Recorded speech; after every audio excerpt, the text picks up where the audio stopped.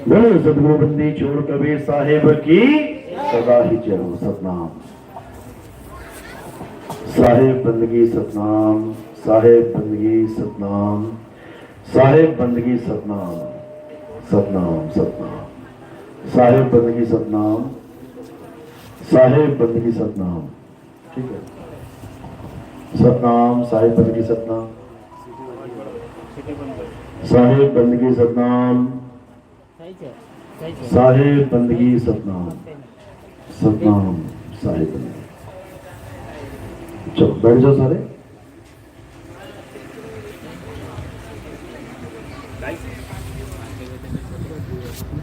लिया ने अपने घर दिया ने साहेब बंदगी सतनाम। तो आज मालिक की कृपा से, बंदी छोड़ की दया से जलगांव में, महाराष्ट्र में परमपिता परमात्मा के मूल ज्ञान का प्रचार होने जा रहा है। बहुत बड़े भाग हैं उन जीवों के जो अपने पूरे जीवन काल में एक बार भी इस मूल ज्ञान को सुन पाते हैं, और उससे भी बड़े भाग हैं उन जीवों के जो इस मूल ज्ञान को थोड़ा सा भी समझ पाते हैं। क्योंकि सुनना बहुत आसान है, आए बैठे 1-2 घंटा सुन के चले गए, लेकिन इसको समझना बहुत मुश्किल है। यह केवल उसकी समझ में आता है जिस पर परम पिता परमात्मा की दया हो, जिस पर मालिक ने मोहर लगा दी हो, अन्यथा ये किसी को समझ में नहीं आता। क्यों? क्योंकि इसमें किसी की बात ही नहीं चलेगी, ना राम जी, ना श्याम जी, ना हनुमान जी, ना शंकर जी, ना शेरा वाली माता, ना अल्लाह, ना वाहेगुरु, ना गॉड। इसमें किसी की बात चलती नहीं है, कोई कहानी किससे होती ही नहीं है। इसमें किसकी बात चलती है?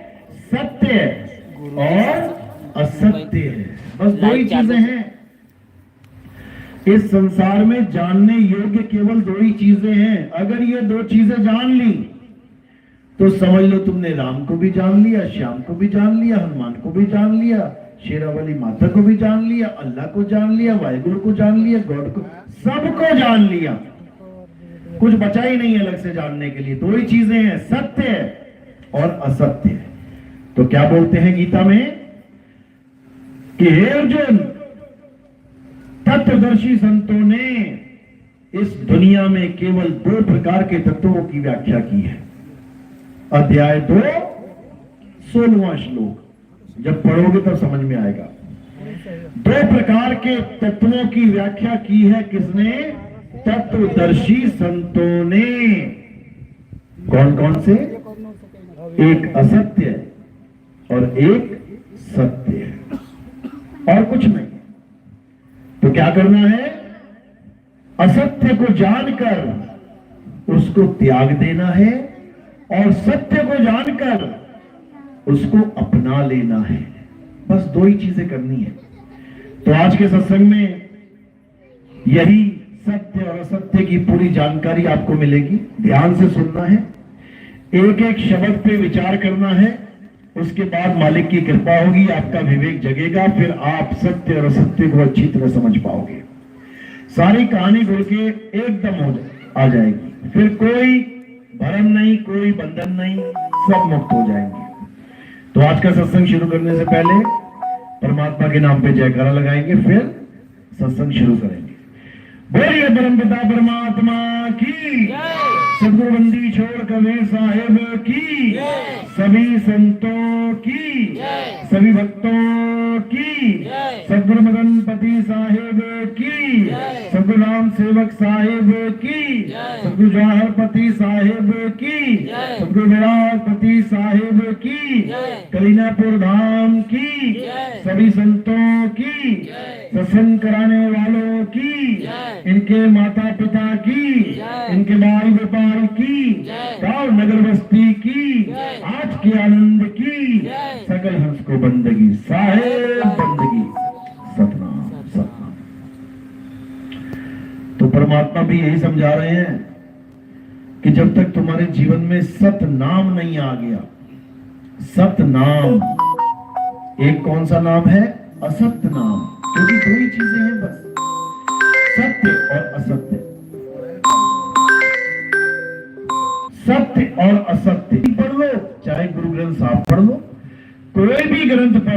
चीजें बताई गई हैं, एक असत्य और एक सत्य। अब असत्य क्या है, पहले ये समझना पड़ेगा। कहीं हम असत्य से तो नहीं जुड़ गए, कहीं हम पूजा पाठ तो कर रहे हैं लेकिन असत्य का तो नहीं कर डाला, सारी उम्र असत्य के साथ तो नहीं जुड़े रह गए। आज हमने विचार करना है, मीटर लगाना है। मीटर, लोग दूध बेचते हैं, कंपनियां क्या करती हैं, लैक्टोमीटर रखती हैं। लोग दूध बेचते हैं, अच्छी बात है, लेकिन लोग होशियार भी बहुत हैं, पानी मिला के बेचते हैं। वो 4 लीटर का 5 लीटर बना देते हैं पानी मिला के। कंपनियां उससे भी होशियार है, आजा बेटा। तो कंपनियां मीटर लगाती हैं, उस मीटर में जैसे ही दूध डालते हैं उसी वक्त पता लग जाता है कि फैट कितना है, पानी मिला है कि नहीं मिला है। मिला है तो भैया घर को ले जा, चाय बना और पी, और नहीं मिला है तो आजा दे दे हमें, हम इसमें दही मक्खन दूध सब घी निकाल लेंगे। तो जैसे कंपनियां होशियार हैं, उनको कोई ठग नहीं सकता, ऐसे ही तुमने भी होशियार होना है, तुमने भी होशियार हो जाना है ताकि तुम्हें कोई ठग ना जाए। कैसे होशियार होंगे, जब हम ये चीज जान लेंगे क्या है असत्य और क्या है सत्य।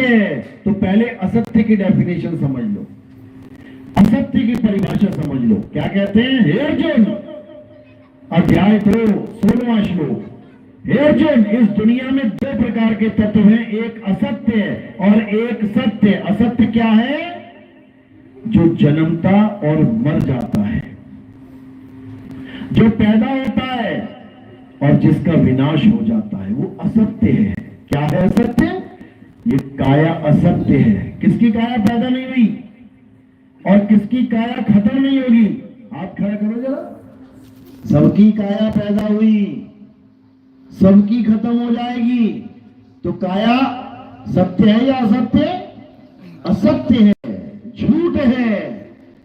अब इस काया की अगर कोई पूजा करता है तो किसकी पूजा कर रहा है, वो सत्य की कि असत्य की, असत्य की, झूठ की पूजा कर रहा है। किसका शरीर असत्य है, मेरा या आपका, सबका। ऐसा कोई शरीर नहीं है जो असत्य नहीं है, सब असत्य है। किसी का भी शरीर उठा के देख लो, सब असत्य है। और क्या है असत्य की डेफिनेशन, असत्य वो है जो पल पल बदलता है। क्या बदल रहा है पल पल, इस संसार में तुम्हें जो कुछ भी दिख रहा है वो पल पल बदल रहा है। सूरज देखो, सुबह कहां से निकला था, पल पल बदल रहा है, बदलता बदलता बदलता वो पूर्व से निकल के पश्चिम में ढल गया, बदल रहा है। चांद देखो बदल रहा है, हवा देखो बदल रही है, आज पूर्व में चल रही थी कल पश्चिम को चल रही। पानी देखो बदल रहा है, बहता जा रहा है, अपनी स्थिति बदलता जा रहा है। हर चीज बदल रही है, हर चीज चल रही है सिवाय एक के, अभी करेंगे जिक्र उसका भी। तो क्या है असत्य, जो पल पल बदले। देखो शरीर जब पैदा हुआ था इतना सा था, बढ़ता बढ़ता बढ़ता बदलता बदलता ये 6 फुट का हो गया। रोज बदल रहा है, रोज, लेकिन हमें पता ही नहीं लग रहा। रोज हम शीशा देख रहे हैं, शक्ल देख रहे हैं अपनी, और ये शक्ल रोज बदल रही है, लेकिन हमें पता ही नहीं लग रहा। हमें लगता है जैसी कल थी वैसी आज है। और देखते देखते देखते शीशा देखते देखते देखो बच्चे से बूढ़े हो गए, आज तक नहीं पकड़ पाए कि हाँ हम बदल रहे हैं। जब 10-10 साल की फोटो देखते हैं ना, ये मैं बचपन में था, ये 10 साल का था, ये 20 साल का था, ये 30, तब समझ में आता है अरे भाई ये मेरी फोटो है, ये मेरे इतने सारे शरीर हैं, एक इतना सा शरीर, एक इतना शरीर, एक इतना शरीर, एक इतना, सारे शरीर बदल रहे हैं, असत्य है। अब पीपल का पेड़, तुलसी का पेड़, ये बदल रहा है कि नहीं? आज छोटा सा लगाया, लगते लगते बड़ा हो रहा है, बदल रहा है, असत्य है। आज तुलसी हरी है, 4 दिन पानी में डाला, प्यासी प्यासी बेचारी खड़ी खड़ी सूख गई, पीली पड़ गई, सत्य है कि असत्य है? असत्य है। कोई भी जानवर जिसकी पूजा हो रही है, शंकर जी के सांप की, गणेश जी के चूहे की, नंदी की पूजा हो रही ना मंदिरों में, शंकर जी को भोग लगाया तो 2 लड्डू छोटा सा निकाल के हिस्सा सांप के भी लगा दिया, क्योंकि पत्थर का है, पत्थर का इसलिए पूज लिया, जो असली वाला निकला घर में तो क्या लड्डू खिलाया उसको, फिर लठ बजाया सिर पे उसके। नकली वाले चूहे का लड्डू खिला दिया, गणेश जी के 2 लड्डू लगाए मुंह में, एक थोड़ा सा उसके भी लगा दिया, पत्थर का ना इसलिए। और जो असली वाला निकला घर में तो लड्डू में जहर लगा के निकला दिया उसको, मर जाके। नंदी के कान में बोलते हैं मुझे ये चाहिए, मुझे ये चाहिए, इच्छाएं बताते हैं। और जो नंदी अपनी इच्छा पूरी करने जाता है, तुम्हारे खेतों में गेहूं खाता है तो उठा के दे डंडा, दे डंडा। किसी को नहीं बख्शता ये इंसान। पत्थरों की पूजा करवा लो, पूरी इज्जत देगा, मान देगा, सम्मान देगा। और वही आइटम अगर जिंदा आ जाए घर में तो मार मार के सिर फोड़ देगा। ऐसा इंसान है ये। इसी को हमने धर्म समझ लिया। ये सब झूठ है, ये सब झूठ है, ये सब नाशवान तत्व हैं, असत्य हैं। और असत्य की क्या पहचान है? असत्य कभी एक रस नहीं रहता, वो कभी एक समान नहीं रहता, बदल जाता है। और सत्य क्या है? अब सत्य को समझिए। सत्य वो है जिसका कभी जन्म और कभी मरण नहीं होता है। सत्य को कोई पैदा नहीं कर सकता, सत्य का कोई नाश नहीं कर सकता। और सत्य की परिभाषा क्या है? सत्य सदा सदा एक रस रहता है, कभी नहीं बदलता, कभी नहीं। तो वो क्या है? जिसको कोई पैदा नहीं कर सकता, जिसको कोई मार नहीं सकता, जो शस्त्रों के द्वारा काटा नहीं जा सकता, अग्नि के द्वारा जलाया नहीं जा सकता, वायु के द्वारा सुखाया नहीं जा सकता, जल के द्वारा भिगोया नहीं जा सकता। क्या है वो? आत्मा। आत्मा का नाम सुना है सबने? हाथ खड़ा करो जरा, किसने आत्मा का नाम सुना है पूरे जीवन में? एक बार भी सुना हो? हाथ खड़ा करो। नहीं करोगे तब भी सुना है, मुझे पता है। सबने सुना है आत्मा का नाम। अपनी अपनी आत्मा लेके आए हो, नीचे तो नहीं छोड़ गई घर में किसी की, कहीं रह गई हो, कहीं तकिए वकिए के नीचे छुपा के रखी हो, लेना भूल गए। सब आत्मा लेके आए हो अपनी? पक्का है? श्योर है? हाथ लगा के चेक कर लो एक बार, शायद ना हो। अगर आत्मा ना हो ना तुम चेक भी नहीं कर पाओगे। क्या हो जाएगा फिर? अगर आत्मा ने शरीर छोड़ दिया तो यही देरी हो जाएगी, यही 4 लोग उठा के ले जाएंगे शमशान घाट जलाने के लिए। तो आत्मा ही वो तत्व है जिसे सत्य तत्व कहा जाता है। आत्मा ही सत्य है, आत्मा के अलावा और कुछ सत्य नहीं है। सबका नाश होगा, A to Z सबका नाश होगा। तो क्या कह रहे हैं कृष्ण जी? हे अर्जुन, इस दुनिया में 2 प्रकार के तत्व है, एक असत्य और एक सत्य। तत्वदर्शियों ने सत्य की महिमा गाई है, सत्य की महिमा गाई है, असत्य की नहीं। यानी तत्वदर्शियों ने कभी शरीरों की महिमा नहीं गाई, लेकिन आज हमारे धर्म में केवल और केवल शरीरों की ही महिमा रह गई है। गणेश जी का शरीर पूज लो, राम जी का शरीर पूज लो, हनुमान जी का शरीर पूज लो, शंकर जी का शरीर, इसका शरीर तो छोड़ो और नीचे गिर गए। राम जी का पत्थर पूज लो, हनुमान जी का पत्थर पूज लो, विष्णु जी का पत्थर पूज लो, शनिदेव का पत्थर पूज लो, भैरवनाथ का पत्थर पूज लो। अब ये शरीर नहीं रहे, अब पत्थरों में डिवाइड हो गए और डाउन चले गए हम लोग। जबकि करना क्या था? सत्य को जानना था, आत्मा को जानना था। अध्याय 3 17वां श्लोक पढ़ो गीता खोल के। क्या कह रही है गीता? हे अर्जुन, जो इंसान अपनी आत्मा में रमण करते हैं, जो अपनी आत्मा में तृप्त हैं, जो अपनी आत्मा में संतुष्ट हैं, उनके लिए कोई धार्मिक कर्म कर्तव्य लागू ही नहीं होता। वो पूरी उम्र कभी किसी मंदिर में ना जाए, वो सारी उम्र कभी किसी मस्जिद में ना जाए, वो सारी उम्र कभी किसी गुरुद्वारे चर्च में ना जाए, तब भी वो परमात्मा को प्राप्त करके रहेगा। क्यों? क्योंकि उसने उसको जान लिया है जिसको जानने का आदेश हुआ है परमात्मा की तरफ से। किसको जानना है? आत्मा को जानना है, आत्मा का ज्ञान प्राप्त करना है। आत्मा का ज्ञान प्राप्त करने वाले को क्या कहते हैं? आत्मज्ञानी। और हम क्या बने बैठे हैं? पत्थर ज्ञानी। ये संगमरमर की मूर्ति आई है, ये अष्ट धातु की मूर्ति आई है, ये पीतल की मूर्ति आई है, ये कांसे की मूर्ति आई है, ये लोहे की, क्या जान रहे हैं हम? किसको परख रहे हैं? किसकी पूजा चल रही है? संगमरमर की, लोहे की, पीतल की, कांसे की, कांच की, किसकी पूजा करने लग गए तुम भाई? करनी किसकी थी? आत्मा की। समझ लो, यानी तुम उन तत्वों की पूजा करने लग गए जो असत्य है, और करनी किसकी थी? जो सत्य है। तो क्या कह रहे हैं? कैसे करेंगे पूजा? क्या करेंगे?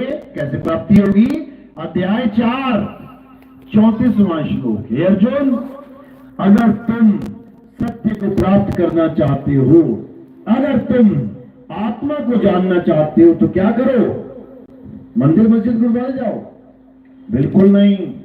हवन यज्ञ करो? बिल्कुल नहीं। किसी पहाड़ की परिक्रमा करो? वो वृंदावन वाले कर रहे हैं परिक्रमा, सारी सारी उम्र परिक्रमा करते रह जाते हैं। करें क्या? क्या बोला गया? अध्याय 4 34वां श्लोक। हे अर्जुन, अगर तुम आत्मा का ज्ञान प्राप्त करना चाहते हो, अगर तुम असली वस्तु सत्य ज्ञान का, सत्य तत्व का ज्ञान प्राप्त करना चाहते हो, तो क्या करो? ऐसे गुरु की शरण में जाओ जो तुम्हें आत्म तत्व का बोध कराए, जो तुम्हें आत्म ज्ञान प्राप्त करे, जो तुम्हें सत्य तत्व की पहचान बताए, उसको प्राप्त करने की विधि समझाए। वही गुरु तुम्हें सत्य तक पहुंचा सकता है, और कोई नहीं। बाकी ये मंत्र जंतर तंत्र देने वाले, ये राम राम अल्लाह अल्लाह वाहिगुरु वाहिगुरु जपने वाले, ये कौन है? ये तत्वदर्शी संत नहीं है। तत्वदर्शी का क्या मतलब होता है? तत्वदर्शी नाम में ही अर्थ छुपा है। तत्वदर्शी यानी तत्व का दर्शन करवाने वाला, उसको तत्वदर्शी कहते हैं। जैसे दूरदर्शी यानी दूर की वस्तु का दर्शन करवाने वाला। एक चैनल आता था हमारे, जब छोटे छोटे थे हम लोग, कौन सा चैनल आता था? दूरदर्शन। उसके नाम में उसका अर्थ छुपा है, यानी दूर बैठे व्यक्ति का दर्शन करवा दे, वही दूरदर्शन है। उसमें नाम क्या जपूं मैं किसी का? तो दूरदर्शी यानी दूरबीन, दूर की चीज को पास दिखाने वाली। सूक्ष्मदर्शी यानी छोटी चीज को बड़ा करके दिखाने वाली, जिसको माइक्रोस्कोप भी कहते हैं अंग्रेजी में। तो सूक्ष्मदर्शी और दूरदर्शी यानी टेलीस्कोप, इन दोनों के नाम में ही इसका अर्थ छुपा हुआ है। ऐसे ही तत्वदर्शी नाम में ही अर्थ छुपा है, यानी तत्वों का दर्शन करवाने वाला। कौन कौन से तत्वों का? एक असत्य और एक सत्य, दोनों तत्वों का ज्ञान समझा के फिर क्या करेगा? एक को छुड़वा देगा, छोड़ दे इसको। ये मंत्र जंतर तंत्र, ये शरीर, ये चक्र, ये पिंड अंड ब्रह्मांड, ये श्वास, ये त्रिकुटी, ये भंवर गुफा, सब छोड़ दे और किसे पकड़ ले? आत्म देव को पकड़ ले। बस जिसने आत्मा को सत्य मानकर भक्ति शुरू कर दी, वो सत्संगी कहलाता है। क्यों? क्योंकि वो सत्य का संग कर रहा है। और जो आत्मा को छोड़ के किसी भी मंत्र का जाप कर रहा है, वो जपी कहलाता है। जपी, चाहे वो राम राम जप रहा है, चाहे वो राधे राधे राधे जप रहा है, चाहे वो अल्लाह अल्लाह जप रहा है, वाहिगुरु वाहिगुरु जप रहा है, वो जपी है, तत्वदर्शी नहीं है। तो कृष्ण जी ने किसी जपी की महिमा नहीं गाई है गीता में। किसकी महिमा गाई है? तत्वदर्शी संत की। और वो तत्वदर्शी क्या बताएगा तुम्हें? मंत्र देगा क्या? बिल्कुल नहीं। तत्वदर्शी तुम्हें सत्य तत्व अर्थात आत्मा का ज्ञान देगा। तुम आत्मज्ञानी बनोगे उसकी शरण में आके। इसी को कबीर साहब समझा रहे हैं। जल में मीन प्यासी, मोहे देखते आवे हासी, आत्मज्ञान बिना नर भटके, कभी काबा कभी काशी। बिना आत्म ज्ञान के तुम भटक रहे हो, दुनिया की नजर में तुम भगत बने हुए हो, लेकिन ज्ञानियों की नजर में तुम भटक रहे हो। दुनिया की नजर में तुम लाइनों में खड़े हो मंदिर में, अरे बड़ा भगत आदमी है, बहुत देखो कितनी धूप में खड़ा है। और ज्ञानियों की नजर में तुम मुंह में खड़े के ज्ञानियों की नजर में तुम्हें तरस खा रहे हो, इतनी धूप में खड़ा है बेचारा, बताओ। परमात्मा को लेके खड़ा है और दर्शन वहां करना चाहता है, परमात्मा को जेब में रखा हुआ है और ढूंढ रहा है गली में, बताओ। कहने का मतलब परमात्मा तुम्हारे साथ है, तुम्हारी आत्मा में ही परमात्मा छुपा है, लेकिन तुम्हें पता नहीं है, तुम भटक रहे हो गलियों में, मिल जाए कहीं। बिल्कुल उसी तरह जैसे तिल अपने तेल को ढूंढने के लिए गली नंबर 4 पे चक्कर लगा रहा है। तिल अपने तेल को, कहां है तिल का तेल? उसी में है। तिल अपने तेल को ढूंढने के लिए गलियों में चक्कर लगा रहा है, सोच रहा है कहीं तेल पड़ा हो मुझे मिल जाए। अब तेरे में ही तेल है भाई, ज्यों तिल माही तेल है और ज्यों चकमक में आग, तेरा साईं तुझ में है, जाग सके तो जाग, जाग सके तो जाग। कि अगर सच में परमात्मा को पाना चाहता है तो ये गफलत की नींद से जाग, ये अज्ञानता की नींद से जाग। जाग जाएगा तो समझ लो काम हो जाएगा, नहीं जागा तो जन्म मरण के चक्कर में, 84 के चक्कर में पिस जाएगा।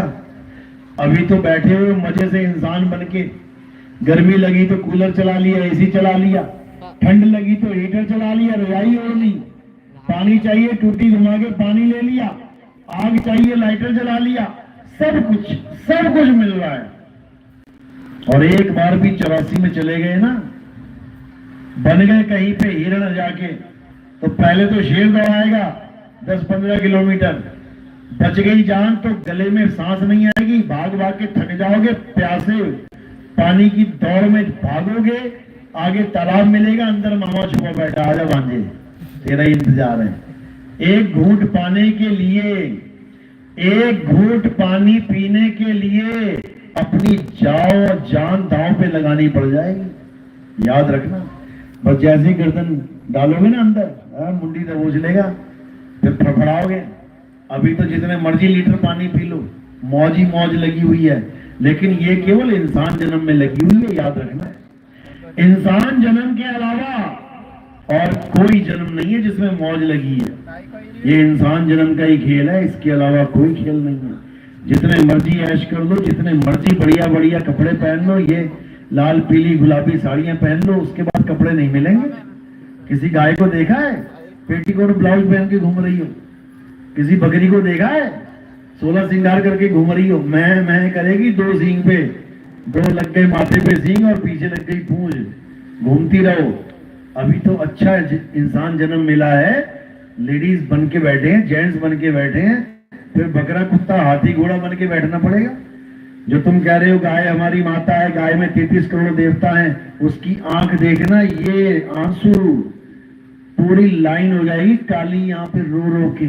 उसको पूछो तेरे अंदर 33 करोड़ देवता हैं, तेरी पूजा होती है, तू क्यों रो रही है?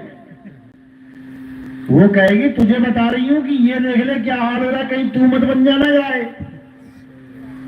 तुम्हें समझा रहे हैं वो 84 के जीव रो रो के कि इंसान जन्म मिला है भाई, आत्मा को जान लो। अगर अपनी आत्मा को नहीं जान पाए तो तुम्हारी दुर्गति हो जाएगी। भूल के भी कभी ऐसे शरीर मत छोड़ देना बिना आत्मा को जाने। इसीलिए साहिब समझा रहे हैं, जब लगना चीनोगे आत्म, तब लगना मिली है परमात्म। आत्म चीने परमात्म चीने, संत कहावे सोए, और यह भेद काया से न्यारा, बूझे बिरला कोई। यह भेद काया से न्यारा, काया का खेल ही नहीं है इसमें, इसमें काया का कोई रोल ही नहीं है। किसी शरीर की पूजा करनी ही नहीं है, किसी की आरती गानी ही नहीं है, बल्कि जो नाम जपते हो वो भी छोड़ दो, जीभ हिलानी नहीं है। गले से कोई आवाज बाहर लानी ही नहीं है, माला फेरनी ही नहीं है, पूजा पाठ करना ही नहीं है, नमाज पढ़नी ही नहीं है, कुछ नहीं करना है। क्या करना है? उसको जानना है जिसकी वजह से तुम घर से मंदिर तक जा पा रही हो। किसकी वजह से?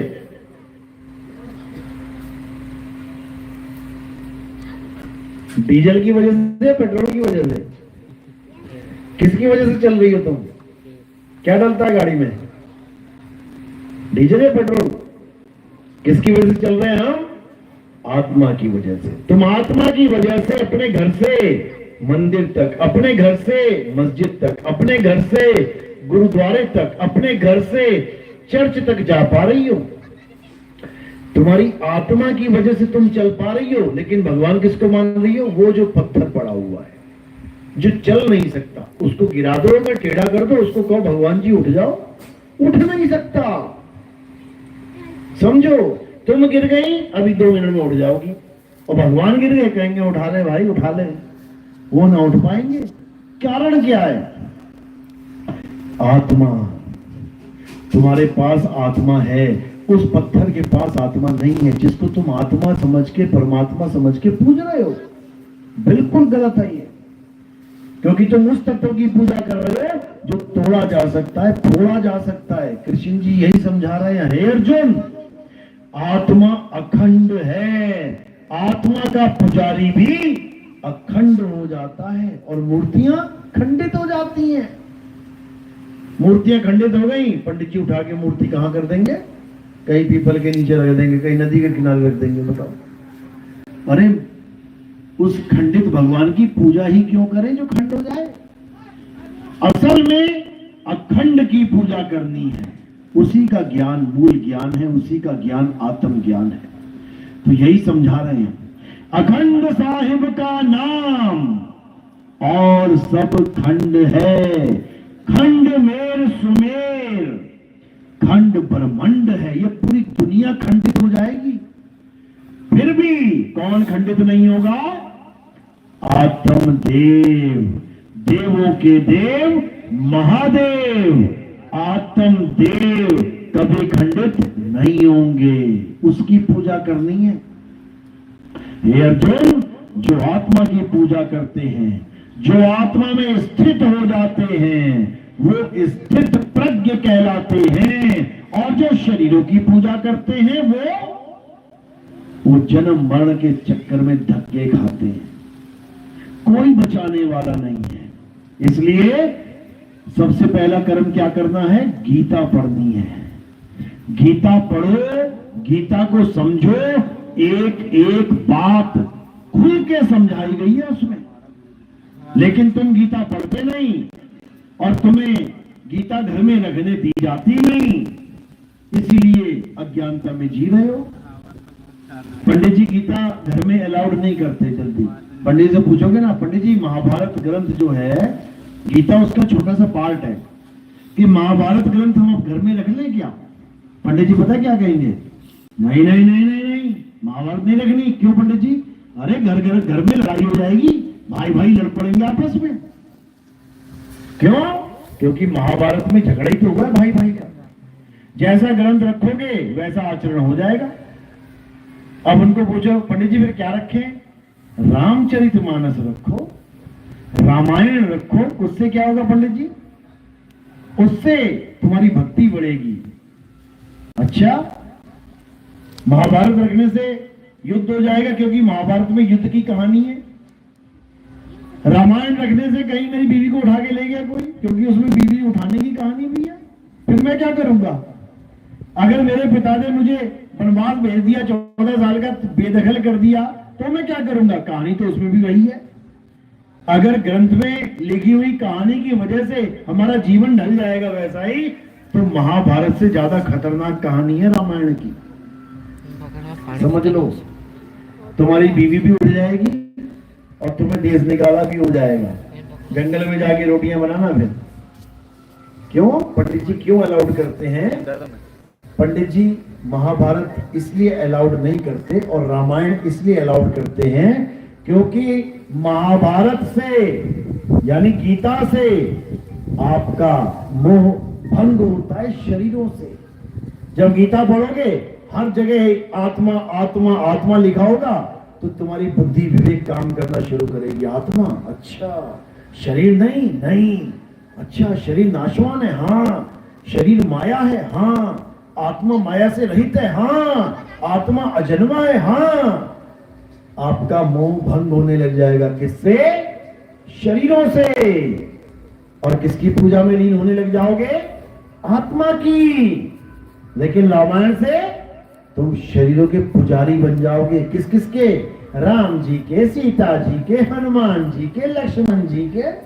पूरा पूरा दिन यही गाते रहोगे, जय श्री राम जय श्री राम जय श्री राम। क्योंकि शरीरों से प्रेम करवाती है रामायण और आत्मा से प्रेम करवाती है गीता। जमीन आसमान का अंतर है दोनों ग्रंथों में। समझ लो कि एलकेजी यूकेजी क्या है? रामायण। और पीएचडी क्या है? गीता। इसीलिए हमें गीता का अध्ययन करना चाहिए।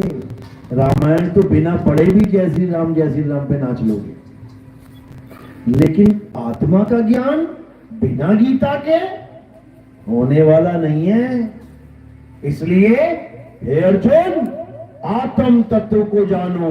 ये जितने भी राजा महाराजा तुम्हारे सामने खड़े हैं, ये सब अजन्मे हैं, नित्य हैं, शाश्वत हैं, ये सब अमर हैं। इनके शरीर तो मरेंगे, लेकिन ये सब अमर हैं, एक भी नहीं मरने वाला। शरीर सबके मरेंगे, क्यों? शरीर तो मात्र कपड़े हैं, इस आत्मा के कपड़े हैं ये शरीर। किसी को 2 साल के लिए मिल गए कपड़े पहनने के लिए, किसी को 5 साल के लिए, किसी को 10 साल के लिए, किसी को 50, किसी को 100, 120 साल के लिए। उसके बाद कपड़े उतर जाएंगे और आत्मा का ज्ञान उजागर हो जाएगा। उजागर हो जाएगा। उसके बाद आत्मा के बारे में तुम ऐसे जान पाओगे, ऐसे अनुभव कर पाओगे जैसे तुम करंट का अनुभव करते हो। सारी दुनिया में तुम हर चीज को हाथ लगा लो, हर चीज को, और आखिर में करंट को हाथ लगा के देख लेना। हर चीज से न्यारा अनुभव मिलेगा तुम्हें। सारी दुनिया की हर तत्व, हर वस्तु को हाथ लगाना अलग, और करंट को हाथ लगाना बिल्कुल अलग। इसी प्रकार सारी दुनिया के शरीरों को हाथ लगाना बिल्कुल अलग, और आत्म तत्व का अनुभव करना बिल्कुल अलग है। जमीन आसमान का अंतर है। तो करना क्या है? अपनी आत्मा का अनुभव करना है, जो तुम्हारे साथ 24 घंटे रहती है। कितने घंटे रहती है आत्मा? 24 घंटे। छोड़ के तो नहीं चली जाती 5-10 मिनट के लिए कहीं मार्केट वार्केट, कहीं जंगल वंगल। जिस दिन छोड़ के चली गई ना 1 सेकंड के लिए, तो फिर कुछ ना निकलता मुंह से, खत्म हो गई कहानी। इसी को समझ लो। यानी जो आत्मा तुम्हारे साथ 24 घंटे है, उसके बारे में तुम कुछ नहीं जानते। और जो पड़ोसन 10 मिनट के लिए बैठ जाए, उसकी तुम हिस्ट्री जान लेते हो, उसको तुम पूरा समझ लेते हो, कैसी है कैसी नहीं है। तो किसको जानना है? आत्म तत्व को जानना है, जिस तत्व की वजह से तुम्हारे मुंह से जयकारे निकलते हैं। बोलिए सच्चा सच्चिदानंद भगवान की जय। देखो हाथ कैसे खड़े हो गए, किसकी वजह से निकले? आत्मा की वजह से। सच्चिदानंद भगवान की जय। आत्मा की, आत्मा ना होती मैं बोलता सच्चिदानंद भगवान की जय। ये तो आत्मा है ना, तो हाथ खड़े करती। आत्मा ना होती तो क्या करते? पड़े होते। जय बोल चाहे लय बोल, हमने क्या लेना? समझो, पड़े होते।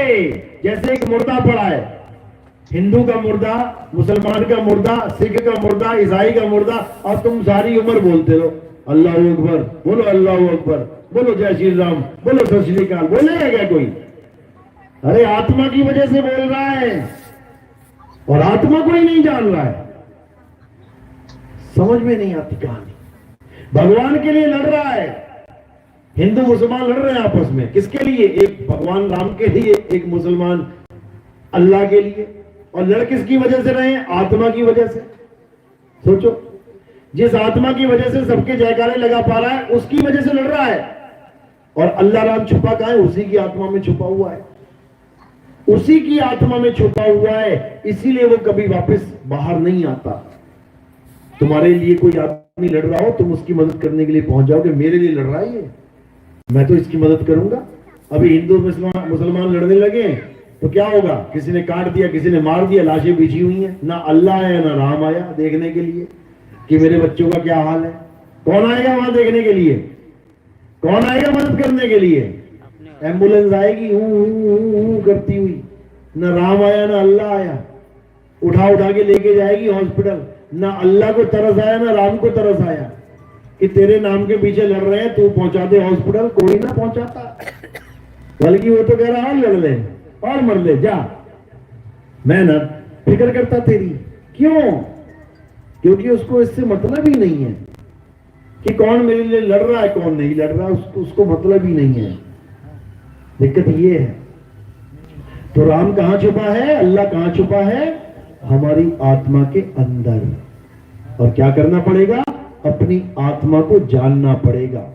इसीलिए कृष्ण जी ने पूरी गीता आत्मा के ऊपर बोल दी है।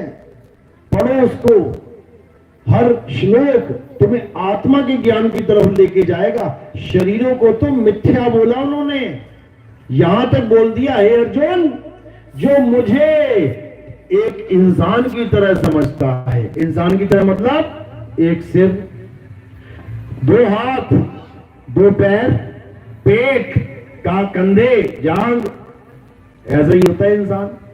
हे अर्जुन, जो मुझे इंसान समझता है यानी आदमी रूप में समझता है, वो मुझे कभी नहीं समझ सकता। क्यों?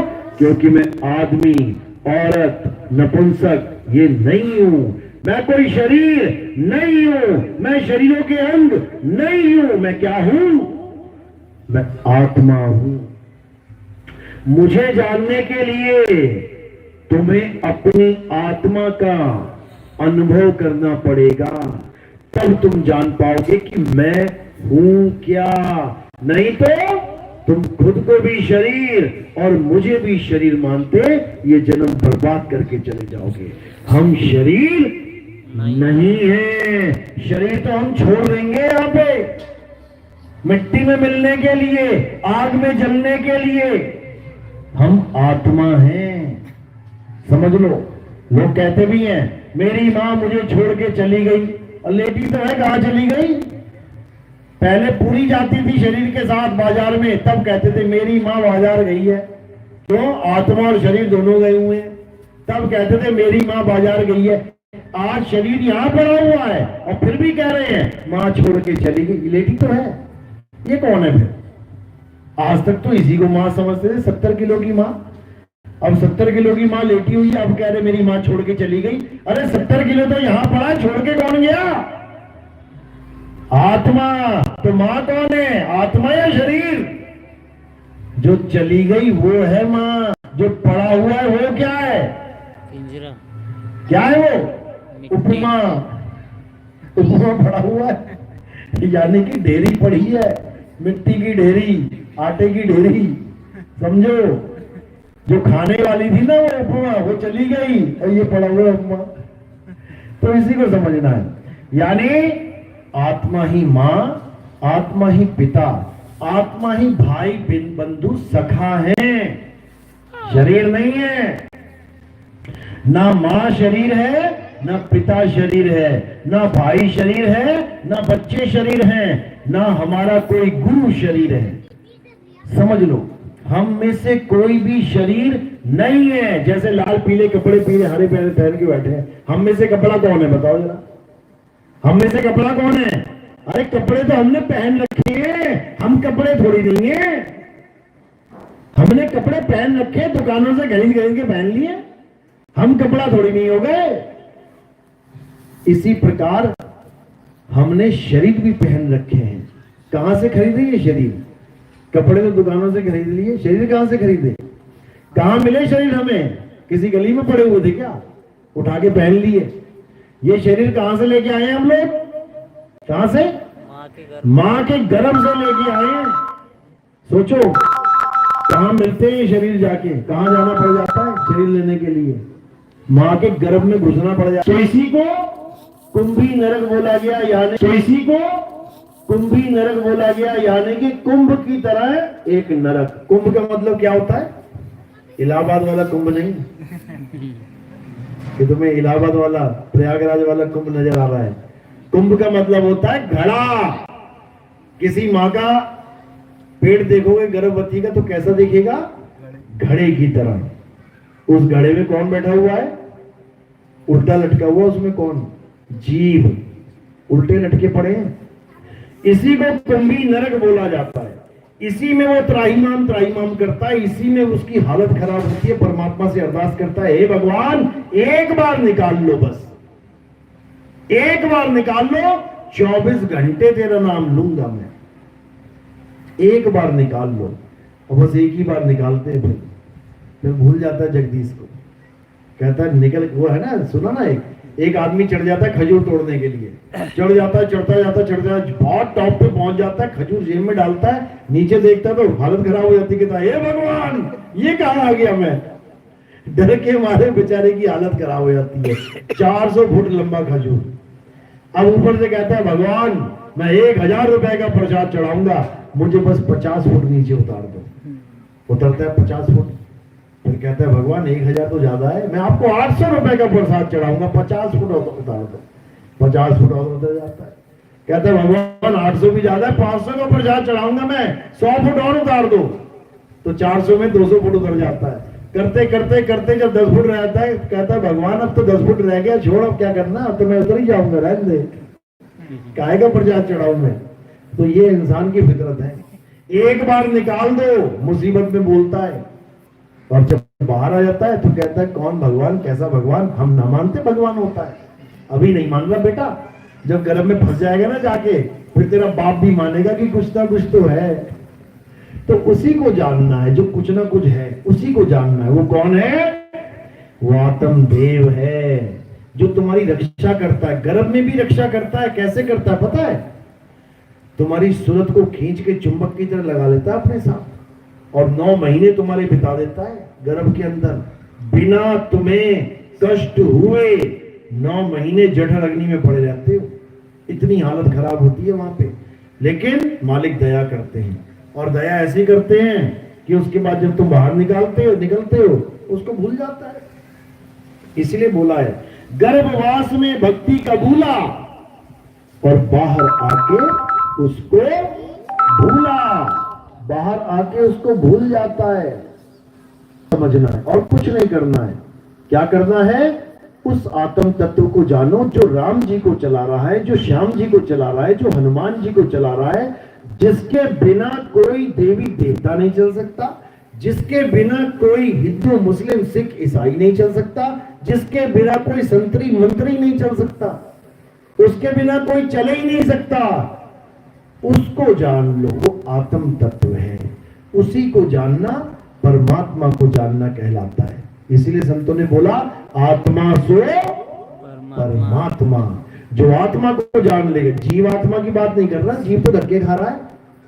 ये शुद्ध आत्मा, शुद्ध चैतन्य स्वरूप की बात चल रही है। जो शुद्ध आत्मा को जान लेता है वही परमात्मा को जान लेता है। उसमें और परमात्मा में तत्व ज्ञान के आधार से कोई भेद नहीं रह जाता, नहीं रह जाता। जैसे कुएं का पानी आप एक मटका भर के ले आओ, अब जो कुएं का पानी है वही पानी तुम्हारे मटके में है।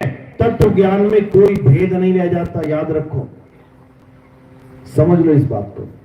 तत्व ज्ञान में तत्व की महिमा गाई जाती है, और कौन से तत्व की? सत तत्व की, यानी आत्मा की। आत्मा कहां है?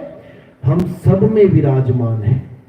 सब घट मेरा साइया, सुनी सेज न कोई, और बलिहारी व घट की, जिस घट पर घट होए। वो ज्ञान जहां प्रकट हो जाते, कहते बलिहार जाते हैं उस इंसान को जहां आत्म ज्ञान प्रकट हो गया। क्या बात है, बहुत सुंदर। तो क्या करना है? अपनी काया से हटके अपनी आत्मा का ध्यान करना है। काया में क्या क्या बैठा है अच्छे से समझ लेना। काया में गणेश जी बैठे हैं, काया में महेश जी बैठे हैं, काया में ब्रह्मा जी बैठे हैं, काया में शेरा वाली माता दुर्गा बैठी है और काया में ही अलख निरंजन बैठा है। ये पांचों 6 बैठे हुए हैं। 5 कौन है? निरंजन और माया और 3 गुण। छठा कौन है?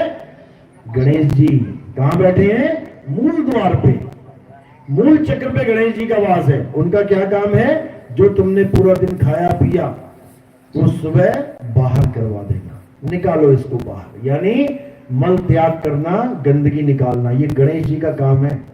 इसीलिए पहली पूजा गणेश जी की जाती है। सुबह उठ के क्या करते हो? सबसे पहला काम सब भागे जाते हैं लोटा उठा के, यानी सबसे पहले प्रथमे गणेश मनाऊं और पूजू और न देवा। सबसे पहले गणेश जी को मनाना है। गणेश जी का नाम आप देखोगे और उनका काम देखोगे, मैचिंग है। उनका काम क्या है? मल त्याग करवाना। इसीलिए गोबर का गणेश बना के पूजे जाते हैं। गोबर का गणेश, सोने का गणेश नहीं, गोबर का। क्यों? उनका काम ही यही है। उसके बाद कौन बैठा है गणेश जी के ऊपर? ब्रह्मा जी बैठे हैं। उनका क्या काम है? सृष्टि में बीज डालना, यानी पैदावार करना। कहां बैठे हैं गणेश जी? कहां बैठे हैं? हमारे मूल चक्र पे। आप देखोगे बॉडी, इंटरनेट पे सर्च करोगे मिल जाएगा। 7 चक्र लिख देना तो हमारी बॉडी के 7 चक्र आ जाएंगे। सबसे नीचे वाला चक्र गणेश जी का चक्र, उसके ऊपर जहां हमारा लिंग है, लिंग स्थान है, वहां पर ब्रह्मा जी का चक्र। वो क्या कर रहे हैं? वो इस दुनिया में सृष्टि के लिए बीज डाल रहे हैं। कहां डालते हैं बीज? गर्भ में डालते हैं, माँ के गर्भ में बीज डालते हैं, उससे सृष्टि बनती है। उससे ऊपर देखोगे नाभि में ये कौन बैठा है? विष्णु जी बैठे हैं। इनका क्या काम है? जो ब्रह्मा जी ने गर्भ में बीज डाल दिया है, यानी गर्भ में जो बच्चा आ गया है, अब उसको खाना पीना देना है। कैसे देंगे? नाभि के द्वारा एक पाइप लगा देते हैं बच्चे की नाभि में एक पाइप जोड़ देते हैं, माँ के द्वारा कनेक्टेड कर देते हैं। माँ जो खाती है, जो पीती है, सांस लेती है, वो सब उस पाइप के द्वारा बच्चे तक पहुंचाया जाता है। यानी सृष्टि की पैदावार तो हो गई, अब पालना चल रही है। पैदा कौन करता है? ब्रह्मा। पालन कौन कर रहा है? विष्णु जी। संहार कौन करेगा? शंकर जी। वो कहां बैठे हैं? और ऊपर आ जाओ नाभि से, हृदय चक्र में। आप दिल में, यहां दिल में कान लगा के देखना तो शंकर जी का डमरू बज रहा होगा, डम डम डम डम डम डम। ये दिल की जो धड़कन है, ये शंकर जी का डमरू चल रहा है। और जब तुम्हारा किसी से पंगा हो जाता है तो तांडव चलता है, डम डम डम डम डम डम डम। देखना कभी धड़कन अपनी, जब तुम्हारे गुस्सा हो जाए, क्रोधित हो जाओ, लड़ो झगड़ो, फिर ये 220 की स्पीड में भागता है, 440 भी हो सकता है, तब अटैक आ जाएगा, समझ लो। तो शंकर जी का क्या काम है? शंकर जी का काम है सृष्टि का संहार करना। जब तक तुम्हारा डमरू बज रहा है तब तक तुम्हें डेथ सर्टिफिकेट नहीं मिल सकता। चाहे सारे अंग काम करना बंद हो जाए, कोमा में चले जाओ, लेकिन ये डमरू बज रहा है ना, डम डम डम डम, सर्टिफिकेट नहीं देगा डॉक्टर। क्यों? क्योंकि शंकर जी ने अपना कार्य किया ही नहीं पूरा। कैसे जला दे तुम्हें, कैसे दफना दे तुम्हें? शंकर जी का क्या कार्य है? सृष्टि का संहार करना, यानी इस काया को खत्म करना। अब शंकर जी से ऊपर कौन बैठा है? आदि शक्ति, शेरा वाली माँ। कहां बैठी है? कंठ में बैठी है, कंठ कमल में। इसका क्या काम है? इसका काम है हुक्म देना। ये देखो, पानी लाओ, खाना लाओ, ये लाओ, वो लाओ। ये कौन बोल रहा है?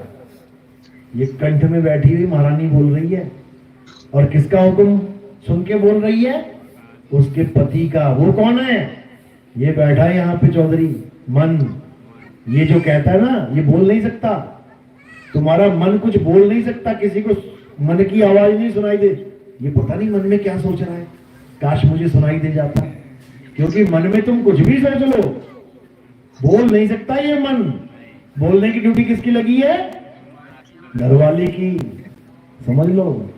बाहर कोई आया, अरे भैया कोई है, घरवाली को कह दे है नहीं, अरे वो घर पे नहीं है, खुद नहीं बोलेगा, घरवाली को कहेगा तू कह दे ऐसे, हाँ कह देगी वो। इसी प्रकार इस दुनिया में सारे हुक्म कौन दे रही है? ये कंठ पे बैठी हुई, कहते ना कंठ पे कौन बैठी है? शारदा बैठी हुई है। कंठ करो परवेज, वो पहले से ही परवेज है, बस उसी को समझना है। वो किसको हुक्म देती है? वो ब्रह्मा विष्णु महेश को हुक्म देती है। आप नेट पे भी सर्च करोगे ना, ब्रह्मा विष्णु महेश को किसने पैदा किया, बस इतना लिख देना, तुम्हें पूरी स्टोरी समझ में आ जाएगी। कहाँ की स्टोरी मिलेगी तुम्हें? तुम्हें श्रीमद् देवी भागवत महापुराण, हमारे ग्रंथ हैं, उसमें तुम्हें सब समझ में आ जाएगा अगर तुमने पढ़ लिया तो, या देख लिया यूट्यूब में कि कैसे ब्रह्मा विष्णु महेश को पैदा किया जाता है। क्यों? सृष्टि बनाने के लिए, सृष्टि चलाने के लिए, सृष्टि संहार करने के लिए। नहीं तो ब्रह्मा विष्णु महेश को पैदा करने की जरूरत ही नहीं है इस दुनिया में। समझ लो, तुम्हारी दुकान पे नौकर है, क्यों है? क्योंकि तुमने दुकान डाल दी, तुमने दुकान ही डाली, अब नौकर क्या करेगा वहां पे? तो ब्रह्मा विष्णु महेश एक कार्यकर्ता हैं, किसके? इस सृष्टि के कार्यकर्ता हैं। बनाते हैं, पालते हैं, बिगाड़ते हैं, ये उनका काम है। और सृष्टि नहीं है तो उनका कोई काम ही नहीं है। समझ लो, हम कार्यकर्ता को परमात्मा मान के बैठ गए, बस गलती इतनी सी है और कुछ नहीं है। तो क्या है? ब्रह्मा विष्णु महेश से ऊपर आदिशक्ति बैठी है और उससे ऊपर निरंजन बैठा है। यहाँ पे क्या स्वरूप है इसका? ज्योति स्वरूप। इसी को बोला गया अव्वल अल्लाह नूर उपाया। ये नूर यहाँ विराजमान है, यही सृष्टि बनाता है सारी। अव्वल अल्लाह नूर उपाया, कुदरत के सब बंदे, एक नूर से सब जग उपजिया, कौन भले कौन मंदे। ये वाणी इसीलिए बोली गई कि ज्ञानी पुरुष इसको समझ लें कि परमात्मा ने सृष्टि नहीं बनाई है। किसने बनाई है? इसी नूर ने बनाई है, ये मोहम्मद नूर चंद ने। इसको समझना पड़ेगा। यानी ये नूर पूरी सृष्टि का मालिक है।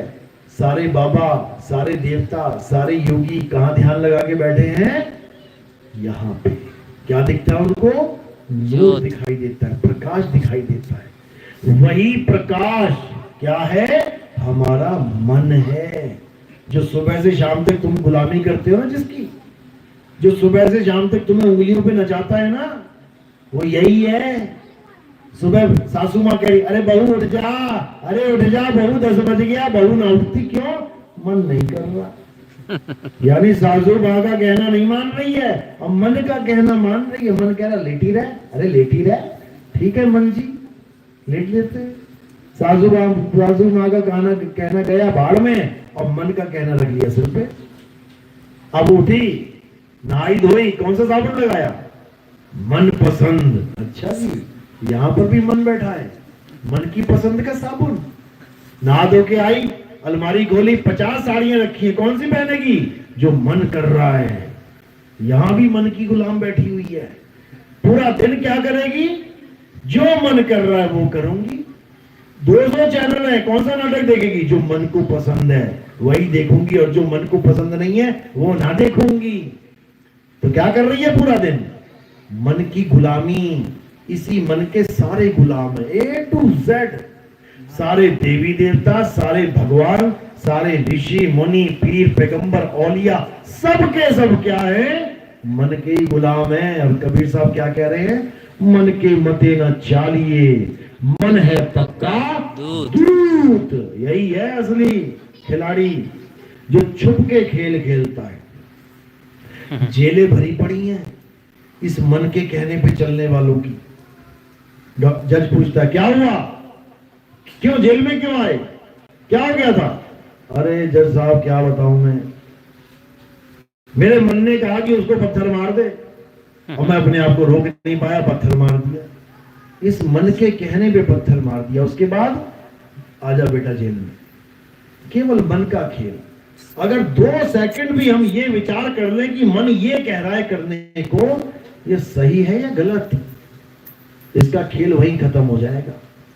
इसीलिए कबीर साहब बार बार समझाते हैं, मन के हारे हार है और मन के जीते जी जीत कहे कबीर गुरु पाइए मन ही के प्रतीत। समझ लो, यानी ये मन बहुत शातिर है, इससे बच के भी रहना है और इससे काम भी निकलवाने हैं, प्रतीत भी करवानी है गुरु के प्रति इसी से, और बच के भी रहना है, यानी मन लगाना भी है गुरु के चरणों में और मन से बच के भी रहना है। ये बहुत खतरनाक है, समझ लो। गुरु की शरण में लेके भी आ जाता है और फिर गुरु से दूर भी करवा देता है। बहुत शातिर है ये, और चेले को समझ में भी नहीं आता हो क्या रहा है। चक्री घुमा देता है चेले की, लट्टू बना देता है उसको घुमा घुमा के, और चेला सोचता है कि वाह मैं तो जंग जीत गया, हालत खराब हो जाएगी। इसीलिए कबीर साहब बार बार यही समझा रहे हैं कि बिन गुरु माला फेरते, बिन गुरु देते दान, बिन गुरु दोनों निष्फल हैं, पूछो वेद पुराण। यानी अगर तुम गुरु धारण किए बिना अपने मन के द्वारा कुछ भी कर लो, ग्रंथ पढ़ लो, पूजा कर लो, पाठ कर लो, हवन कर लो, यज्ञ कर लो, तीर्थ मूर्त कर लो, कहीं भी चले जाओ, इस मन के कहने पे तुम्हारी मुक्ति नहीं हो पाएगी, मुक्ति नहीं हो सकती। मुक्ति के लिए गुरु मुख बनना पड़ेगा, गुरु की शरण में आना पड़ेगा। गुरु ही वो ज्ञान देगा जिससे तुम्हारा जन्म और मरण खत्म होगा, अन्यथा इस जन्म मरण के धक्के में बहुत जन्म बर्बाद हो जाएंगे। समझ लो, बात समझ में आ रही है मेरी? हाथ खड़ा करो जिसके समझ में आ रही है। बहुत अच्छी बात है, क्योंकि ये बात बताने वाले बार बार नहीं मिलेंगे। रामकृष्ण, हनुमान जी, अल्लाह अकबर, वाहिगुरु करने वाले बहुत मिल जाएंगे, लेकिन आत्मा का ज्ञान समझाने वाले ये बहुत बिरले होते हैं। इसीलिए कबीर साहब ने साफ क्लियर शब्दों में बोला, अरे लाखन में कोई समझ ना पाई है और कोटि मध्य जानेंगे, कहे कबीर सुनो भाई साधो, हमें बिरले हंस पहचानेंगे। कहते लाखन में कोई समझ, 1 लाख लोगों के आगे अगर ये मूल ज्ञान का सत्संग रख दिया जाए, उनको समझ में ही नहीं आएगा ये बात हो क्या रही है, किसकी पूजा करूं, कैसे करूं, मंदिर जाऊं ना जाऊं, क्या करूं।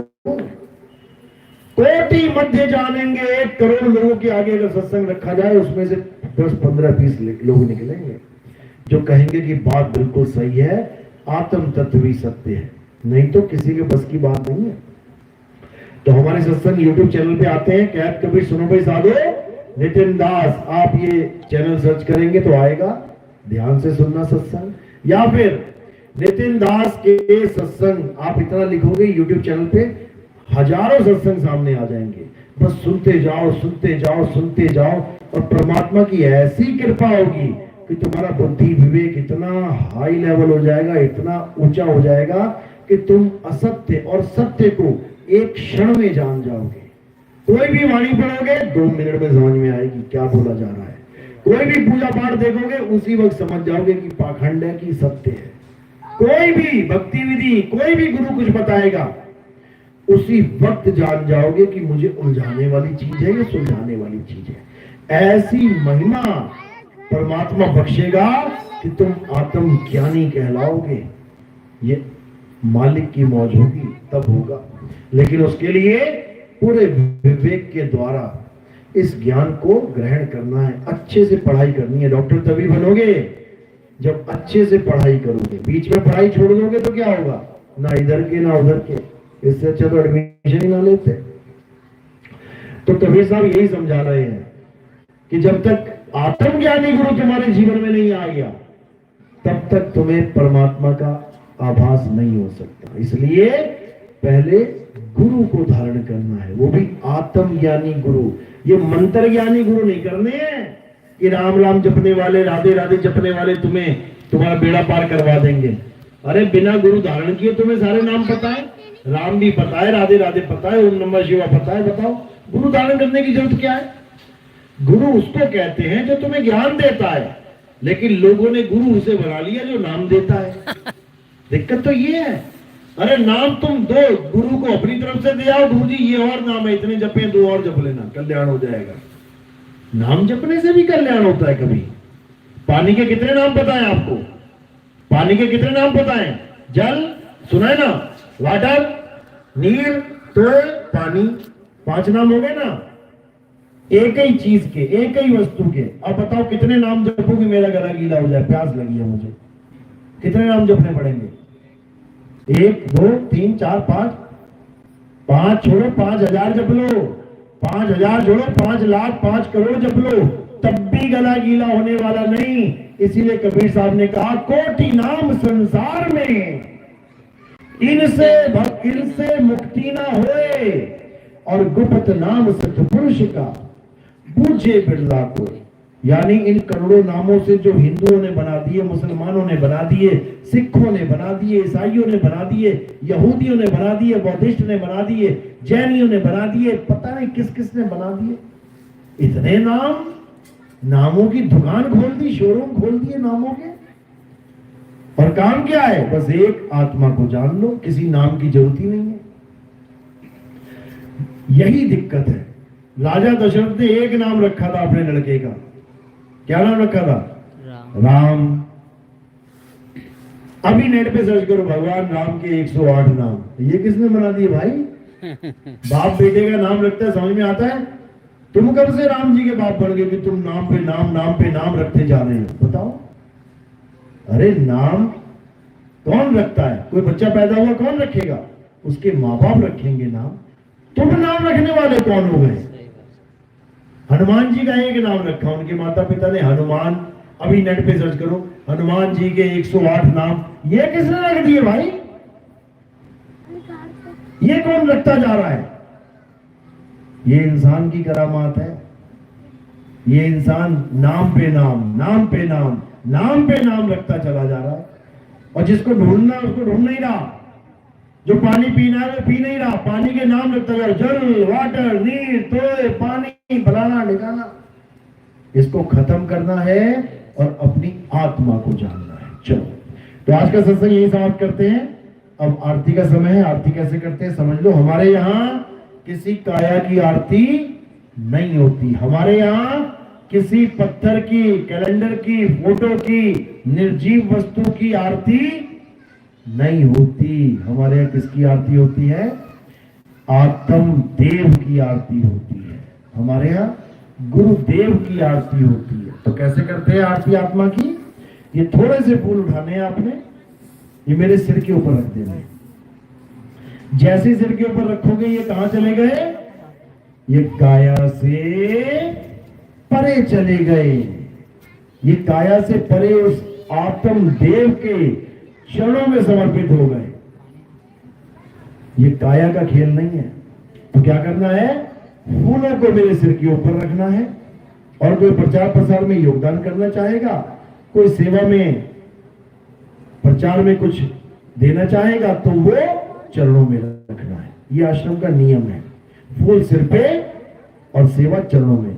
सेवा क्यों करनी चाहिए ये भी समझ लो, और ये सेवा करने का लाभ क्या है ये भी समझ लो।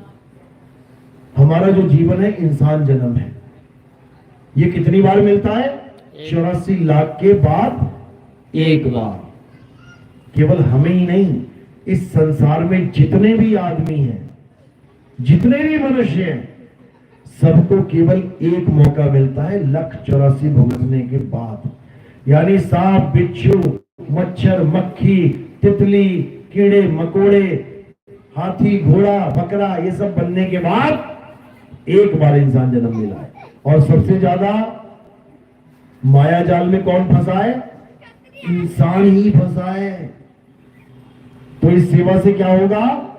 इस सेवा से लोगों तक इस मूल ज्ञान को पहुंचाने का कार्य किया जाएगा, ताकि जहां जो बैठा है वहां उसके बैठे बैठे उसके पास ये ज्ञान पहुंच जाए। सही बात। गीता के माध्यम से, पैम्फलेट्स के माध्यम से, टीवी में हमारे 2 चैनलों पे प्रसारण आता है, उसके माध्यम से हम लोगों तक दिन रात दिए चल गए चलते हुए पहुंचते हैं। उसमें जो खर्चा होता है उसमें यूज होता है।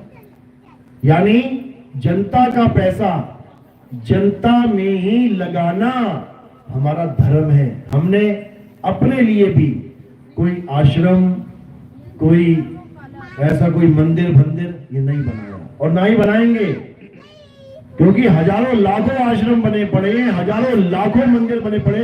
और कितने बनाओगे भाई, और कितने बनाओगे? कोई कहता है मैं भव्य मंदिर बनाऊंगा, 10 साल बाद उसका भी कोई बाप आ जाएगा, मैं महाभव्य मंदिर बनाऊंगा। उसके बाद फिर उसका भी कोई दादा आ जाएगा। यानी ऐसी अंधी दौड़ लग चुकी है भगवान के नाम पे। अरे भाई, भगवान ने अगर मंदिर ही बनाने होते तो तुम्हारे पैदा होने से पहले मंदिर ही मंदिर हो जाते। यहाँ पे इतने मंदिर बना लेता भगवान कि तुम गिनते गिनते थक जाते। और बात रही भव्य मंदिर की, तो हनुमान जी अगर भव्य मंदिर बनाने पे आ जाते ना, जो एक हाथ पे पूरा पहाड़ उठा सकते हैं, सोचो मंदिर इतना बड़ा बना लेते, ये आसमान तक छूता मंदिर। लेकिन उन्होंने प्रभु राम का मंदिर नहीं बनाया। सोचो, जो परम भगत है प्रभु राम के, वो मंदिर बना के नहीं गए, तुम कौन हो मंदिर बनाने वाला? समझ लो। और वो भी मंदिर कैसे बनाया जाता है? दान चंदा ले लेके।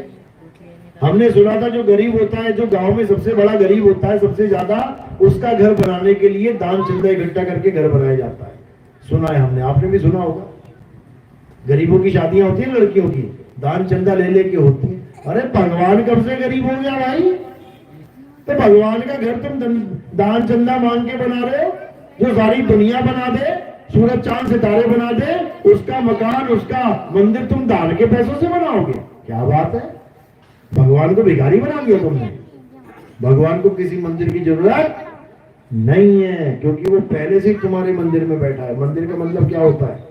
मंदिर का जब तुम संधि विच्छेद करोगे तो क्या है? मन के अंदर, जिसको कहते हैं मंदिर। मंदिर से ही बन गया मंदिर, वो तो तुम्हारे मन में बैठा है। हनुमान जी को पूछा राम कहाँ है, तो हनुमान जी ने छाती चीर के दिखा दी, देख अंदर बैठा है। उनका वाला बैठा है इसलिए वो महान है, तुम्हारा वाला पता नहीं कहाँ बैठा है। ताला लगा के चलाया था पंडित जी, तुम कहते हो अरे यार दर्शन ही नहीं हो पा रहे। यहाँ करने हैं दर्शन, यहाँ बैठा है वो।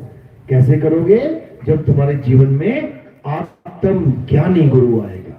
तो मालिक से अरदास करेंगे कि जल्दी से जल्दी सबकी आंखें खुले, सब भरम जाल से बाहर निकले और गीता का अध्ययन जरूर करें। हमारी गीता छपी हुई है, आपको बांटी जाएगी सत्संग के बाद। जरूर पढ़ना है आपने। गीता पढ़ ली तो समझ लो कि तुम्हें 99% अपने ही धर्म का ज्ञान समझ में आ जाएगा। जो हमारा धर्म है वो कौन सा धर्म है? सत्य सनातन धर्म है हमारा। लेकिन तुम सत्य सनातन धर्म को अपना ही नहीं पा रहे हो। क्यों? पत्थरों से फुर्सत नहीं है तुम्हें। पत्थर पूजना सत्य सनातन धर्म नहीं है, वो शुरुआत है, बच्चों का ज्ञान है। लेकिन अंत क्या है ज्ञान का? आत्म ज्ञान। तो मालिक से अरदास करेंगे कि सबकी आंखें खुले, सब सत्संग से जुड़े। बोलिए परमपिता परमात्मा की जय। साहिब की सतनाम आरती लगा लो। जय आरती सतनाम की कीजिए। आरती सतनाम की कीजिए। सतनाम मतलब आत्मदेव। आत्मदेव का नाम ही सतनाम